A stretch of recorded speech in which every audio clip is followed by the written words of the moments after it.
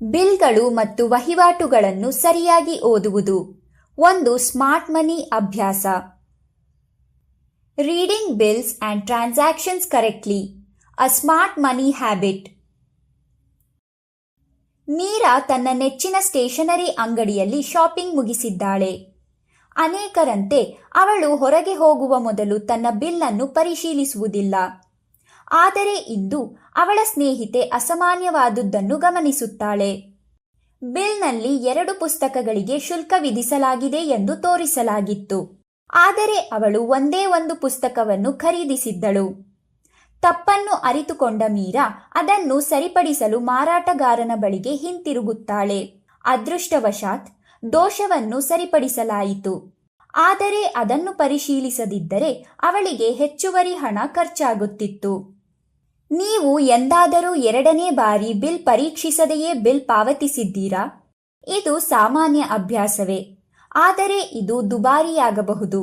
ನಿಮ್ಮ ಬಿಲ್ಗಳನ್ನು ಪರಿಶೀಲಿಸುವುದು ದೋಷಗಳನ್ನು ಕಂಡುಹಿಡಿಯುವುದರ ಬಗ್ಗೆ ಮಾತ್ರವಲ್ಲ, ಇದು ಆರ್ಥಿಕವಾಗಿ ಬುದ್ಧಿವಂತರಾಗುವುದರ ಬಗ್ಗೆಯೂ ಸಹ ಆಗಿದೆ.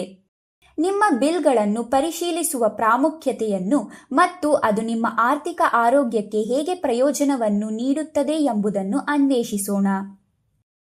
ಈ ವಿಡಿಯೋದಲ್ಲಿ ನಾವು ಇವುಗಳನ್ನು ಚರ್ಚಿಸುತ್ತೇವೆ: ಬಿಲ್ಗಳನ್ನು ಅರ್ಥ ಮಾಡಿಕೊಳ್ಳುವುದು ಮತ್ತು ಪರಿಶೀಲಿಸುವುದು, ಡಿಜಿಟಲ್ ಹಣಕಾಸು ವಹಿವಾಟುಗಳನ್ನು ಪರಿಣಾಮಕಾರಿಯಾಗಿ ನಿರ್ವಹಿಸುವುದು.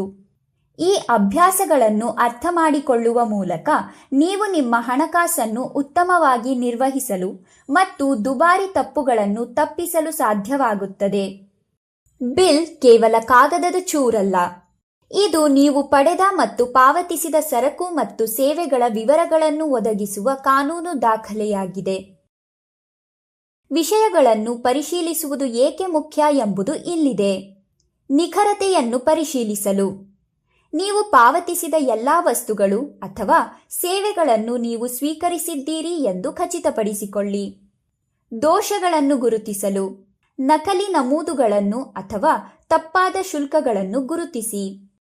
ಬೆಲೆಗಳನ್ನು ಪರಿಶೀಲಿಸಲು, ಬಿಲ್ ಮಾಡಿದ ಮೊತ್ತವನ್ನು ಉತ್ಪನ್ನದ ಗರಿಷ್ಠ ಚಿಲ್ಲರೆ ಬೆಲೆ MRP ನೊಂದಿಗೆ ಹೋಲಿಕೆ ಮಾಡಿ. ಈ ಹಂತಗಳನ್ನು ಬಿಟ್ಟು ಬಿಡುವುದರಿಂದ ಮೀರಾಗೆ ಆಗಬಹುದಾಗಿದ್ದ ರೀತಿಯಲ್ಲಿ ನಿಮಗೂ ಸಹ ಹೆಚ್ಚಿಗೆ ಹಣ ಖರ್ಚಾಗಬಹುದು. ಪ್ರತಿಯೊಂದು ಬಿಲ್ ಕೂಡ ಕೆಲವು ಪ್ರಮುಖ ಅಂಶಗಳನ್ನು ಹೊಂದಿರುತ್ತದೆ.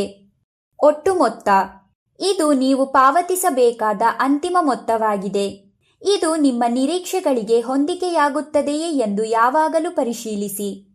ಶುಲ್ಕಗಳ ವಿವರ, ಪ್ರತಿಯೊಂದು ಉತ್ಪನ್ನ ಅಥವಾ ಸೇವೆಗೆ ಬೆಲೆಗಳ ವರ್ಗೀಕೃತ ಪಟ್ಟಿ. ತೆರಿಗೆಗಳು ಮತ್ತು ಶುಲ್ಕಗಳು, ಇವುಗಳಲ್ಲಿ GST, ಸೇವಾ ಶುಲ್ಕಗಳು ಅಥವಾ ಇತರ ಅನ್ವಯವಾಗುವ ಶುಲ್ಕಗಳು ಸೇರಿವೆ.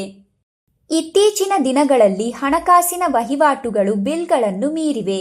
ನೀವು UPI ಅಥವಾ ನೆಟ್ ಬ್ಯಾಂಕಿಂಗ್ ಮೂಲಕ ಹಣವನ್ನು ವರ್ಗಾಯಿಸುತ್ತಿರಲಿ, ಬಾಡಿಗೆ, ಅಗತ್ಯ ಸೇವೆಗಳು ಅಥವಾ EMIಗಳನ್ನು ಪಾವತಿಸುತ್ತಿರಲಿ, ATMಗಳಿಂದ ಹಣವನ್ನು ಠೇವಣಿ ಮಾಡುವುದು ಅಥವಾ ಹಿಂಪಡೆಯುವುದು ಹಾಗೂ ಪಾಸ್ಬುಕ್ಗಳು ಮತ್ತು ಫೈನಾನ್ಷಿಯಲ್ ಸ್ಟೇಟ್ಮೆಂಟ್ ಅನ್ನು ಓದುವುದು.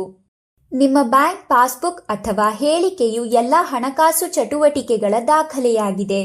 ಅದನ್ನು ನಿಯಮಿತವಾಗಿ ಪರಿಶೀಲಿಸುವುದರಿಂದ ಅನಿರೀಕ್ಷಿತ ಶುಲ್ಕಗಳು ಅಥವಾ ದೋಷಗಳನ್ನು ಪತ್ತೆ ಹಚ್ಚಲು ನಿಮಗೆ ಸಹಾಯ ಮಾಡುತ್ತದೆ.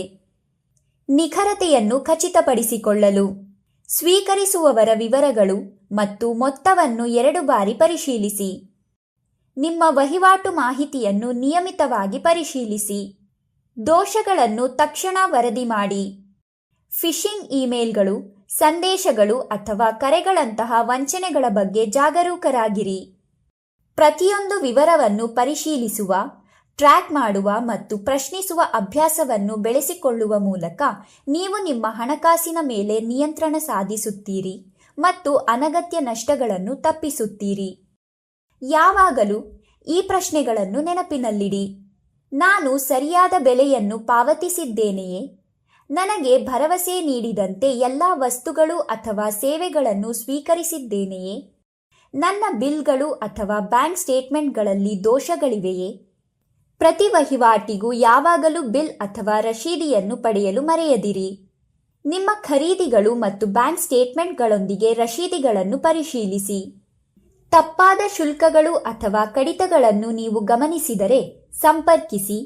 ವಹಿವಾಟು ಸಂಬಂಧಿತ ದೋಷಗಳಿಗಾಗಿ ನಿಮ್ಮ ಬ್ಯಾಂಕ್ ಅಥವಾ ಮಾರಾಟಗಾರರು. ವಂಚನೆಗಳು ಅಥವಾ ಮೋಸಗಳಿಗಾಗಿ ರಾಷ್ಟ್ರೀಯ ಸೈಬರ್ ಅಪರಾಧ ವರದಿ ಮಾಡುವ ಪೋರ್ಟಲ್. ನಿಮ್ಮ ಹಣ ಕಷ್ಟಪಟ್ಟು ಸಂಪಾದಿಸಿದ್ದು. ಚಾಣಾಕ್ಷತೆ ಮತ್ತು ಜಾಗರೂಕತೆಯಿಂದ ಆರ್ಥಿಕ ನಿರ್ಧಾರಗಳನ್ನು ತೆಗೆದುಕೊಳ್ಳುವ ಮೂಲಕ ಅದನ್ನು ರಕ್ಷಿಸಿಕೊಳ್ಳಿ.